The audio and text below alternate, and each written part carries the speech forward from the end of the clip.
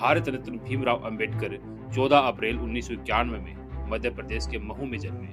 पिता का नाम रामजी मालोजी सकपाल था और माता का नाम भीमाबाई।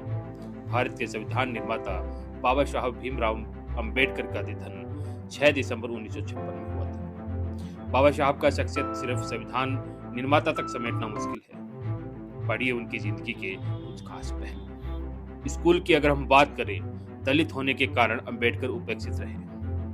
उन्हें तो बर्तन छूने या पानी पीने तक की इजाजत नहीं थी। अपने इलाके में केवल अंबेडकर ही परीक्षाएं पास कर हाई स्कूल में पहुंचे थे।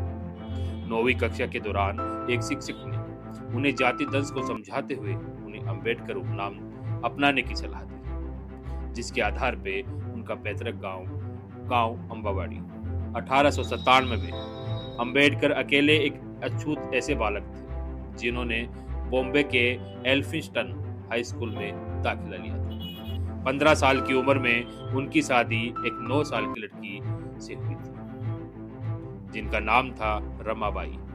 3 साल बाद उन्होंने लंदन स्कूल ऑफ इकोनॉमिक्स में मास्टर डिग्री के लिए दाखिला लिया। बॉम्बे हाईकोर्ट में प्रैक्टिस के दौरान उन्होंने दलितों को समाज में ऊपर उठाने के लिए जमकर काम किया। 1936 में उनका सबसे मशहूर लेख सामने आया था जिसका नाम था जाति का बीजनाश। छुआछूत के विरोध के अलावा उन्होंने 1946 में अपनी किताब हु वर द शूद्राज में आर्यों को लेकर चल रहे सिद्धांतों को खारिज किया। भारत की आजादी के बाद 1947 में अंबेडकर ने देश का पहला कानून मंत्री बनने का प्रस्ताव मान लिया। डॉक्टर अंबेडकर को 29 अगस्त को संविधान सभा की ड्राफ्टिंग समिति का चेयरमैन बनाया गया था। 2 साल बाद 26 नवंबर 1949 को इस सभा ने संविधान को अपना लिया था।